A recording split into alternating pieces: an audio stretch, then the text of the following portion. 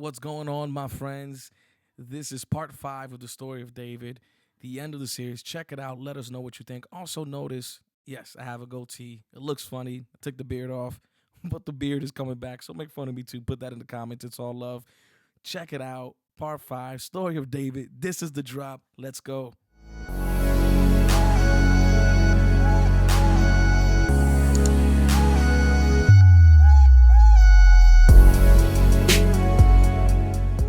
Welcome back to another episode of The Drop, part five of the story of David.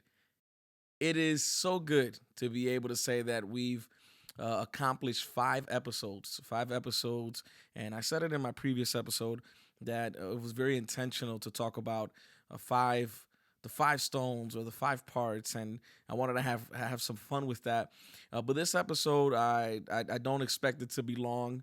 I just want to talk to you guys for a little bit and actually be a little bit laid back. The last episodes we've been taking a lot of notes and talking about that, and we've come off what I like to call very preachy. But definitely want to thank all the viewers, all the listeners for subscribing, giving us your feedback, giving us your comments, letting us know what has impacted you, what you have enjoyed, what you have taken from these last couple of episodes. You may watch this later on in the year, next year, 2, 3 years from now. And I am recording this episode during this pandemic, the COVID-19, everything that's going on, and I've tried to refrain from talking about it, just because I wanted to distract you from what's going on. But the reality is that there is something that's going to happen after all this, and that something is we don't know.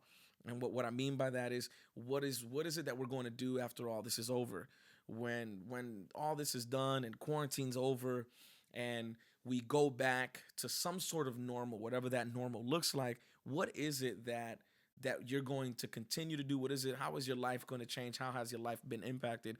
And I use that example. I bring that example in because in the story of David, at the end, he cuts off the head of the enemy and the head of Goliath, and he brings him back to Jerusalem. And there is this sense of celebration and this progressive um, part of his life. And I say progressive, like his life just moves on. We see that he becomes king, and all these things happen. But the question is again, what is it that we're going to do when all this is over? I mentioned in my last episode that David brought the head of the enemy but kept the weapons in the tent. And I think that's important because uh, there are things in our life that must remain in the tent, and there are other things in our life that must be put on display. There are some things in our life that must remain in the tent, and some things in our life that must be put on display. The head of Goliath was put on display. The victory that David had conquered this battle, and that he defended his people, and that the Israelites won, that should be put on display.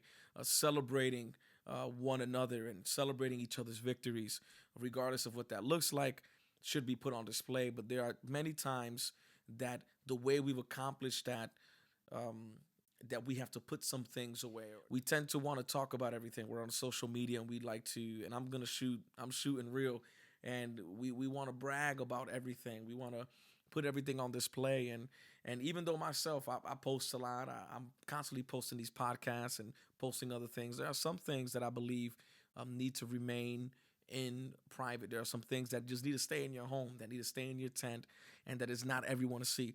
That is in addition to what I want to kind of encourage us with what we call the aftermath, with what we call the after effect. What is it that's going to happen after, and how does David's life progress even on after all this is over?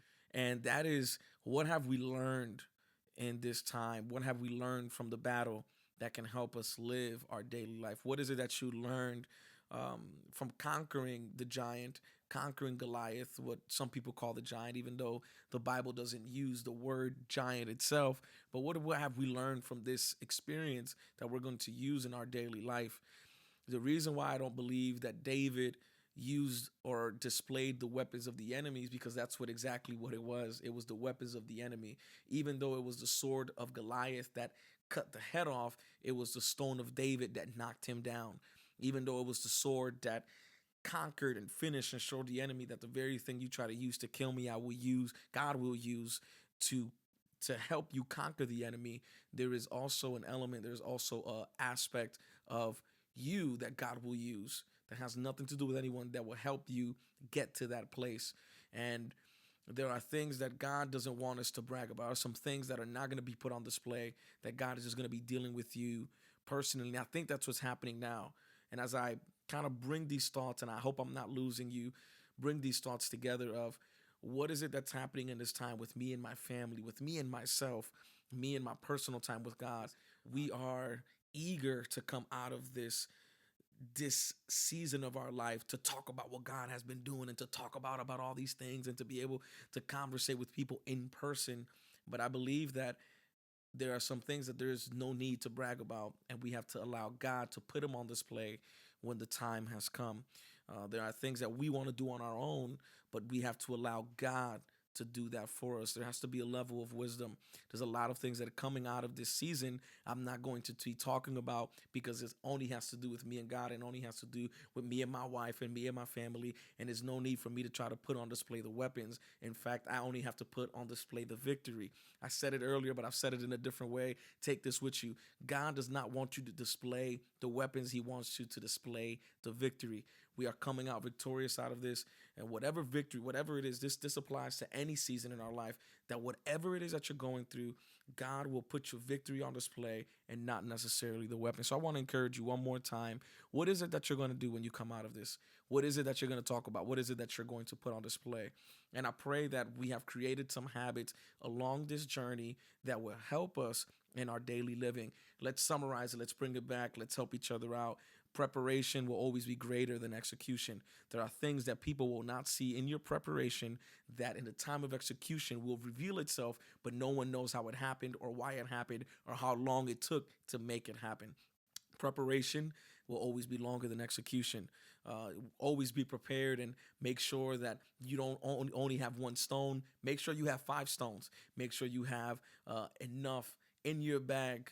Even though God may use the first stone, God wants you to have more than one in the bag, that we may focus as we run towards the enemy, that we may focus as we run towards trying to conquer our victory, that we can multitask. We can still keep our hand in the bag. I say it every episode, keep our hand in the bag, even though we're focused in the things in front of us. There are many other things. Go back, watch, keep on learning, keep on growing together, but continue to push forward, whatever it is. I'm speaking to some people that want to open up businesses. I'm speaking to some people that want to open up shops or salons or restaurants, whatever it is that you feel that you have. I want to speak to that crowd.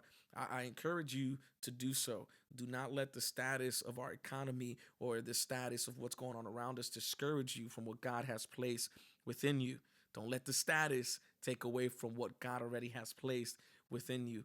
I want to speak to those that want to go back and graduate and get another degree, or want to get a degree. Keep pushing forward. I want to speak to those, keep on pushing forward. I want to speak to those that has probably wanted to quit, that wanted to just say, man, I'm done with whatever it is. If it's ministry, if it's a position, if it's a job, I want to tell you, keep pushing, because there's some of us that we're so eager to get promotions, but God possibly still has you in a preparation stage, in a season of preparation. Don't quit. Don't give up. Keep honoring, keep submitting, keep doing what God has called you to do. Don't get distracted by what other people are doing. Focus on your race.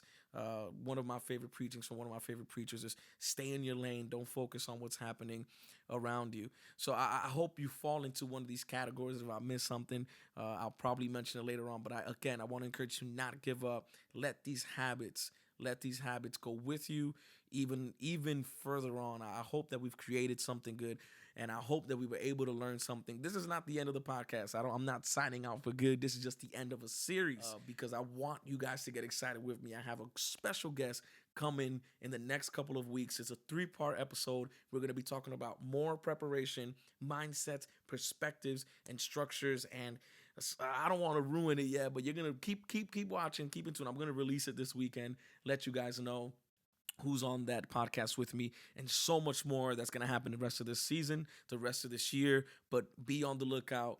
Keep tuned in. Thank you for subscribing. And again, I'm praying for you as you pray for me. This is Alex, and this is, I hope you said it, this is The Drop. Peace out.